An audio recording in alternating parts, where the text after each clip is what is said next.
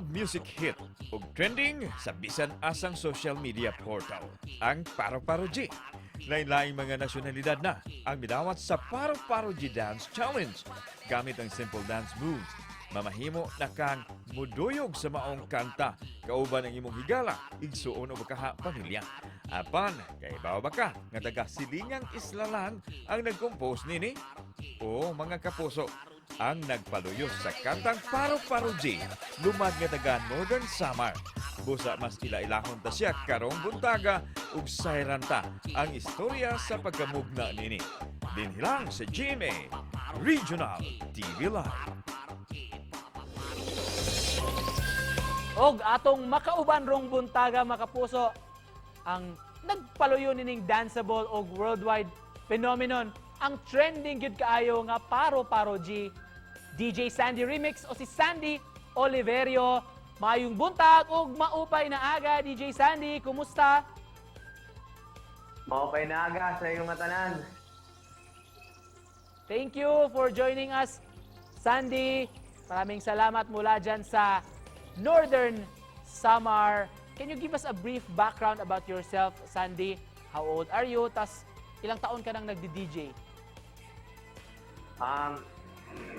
Nagsimula po akong mag-DJ noong 2017. Nag-aaral po ako mag-remix. Tapos ay 18 years old po ako ngayon. Nag-aaral bilang criminology, second year. Second year. Sino yung naging inspiration mo sa pagre-remix ng mga tugtog at mga awit? Yung kuya ko po kasi mahilig din sa music, kaya yun, gustuhan ko na rin po.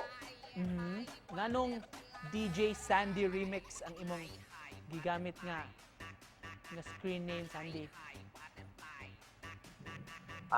Kasi po, yun po kasi, remix po yung ginagawa ko, kaya dinagdagan ko na lang po ng remix sa dulo. DJ Remix po, ganyan. Sandy, can you share to us itong anong istorya nitong nag-trending talaga na Paro-Paro G? Paano ito nagsimula? Nagsimula po yan nang nakita ko po sa TikTok si Boss Seth, which is yung gumawa ng Paro-Paro G na grupo. Tapos natatawa ako pag may binabasbasan siya. Ikaw, binabasbasan kita upang maging membro ng Paro-Paro G. Tapos naisipan ko, paano kaya pag-remix ko? Ayun, di ko po inaasahan na papatok pala siya.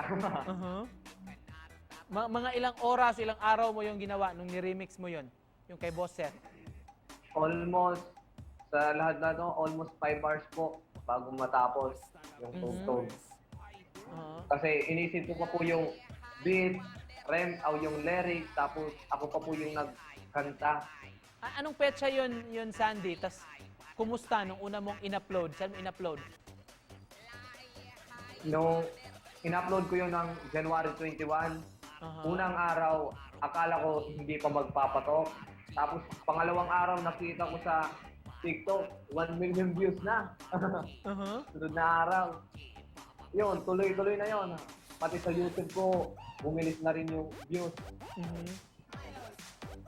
Tuloy-tuloy na hanggang ngayon. Worldwide na po yung gumagamit. Worldwide na. Hindi lang sa Pilipinas talaga. Opo. At sa ibang bansa. Ibang bansa po. So anong reaction mo, Sandy, nung nangyari to? Siyempre po, sobrang tuwa. Sobrang saya kasi kilala rin ako.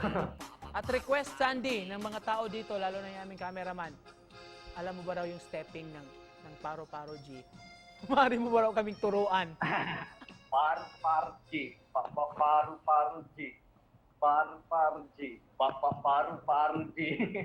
Saglit. Ulitin natin. Slowly but surely. Tama ba ito, pre? Okay. Sige, Sandy, para maturuan mo ko. Ano yung first step? Yung ganyan. Right? Ganyan. Tapos, ganyan. Ganyan. Opo. Tapos, yung, na po, simbolo ng Paro-Paro G. Tapos iparo-paro na natin.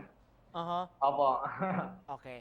Kahit nakaupo, gawin na lang natin to. Hindi na tayo tatayo kasi may choreography pa dapat sana sa paa, di ba?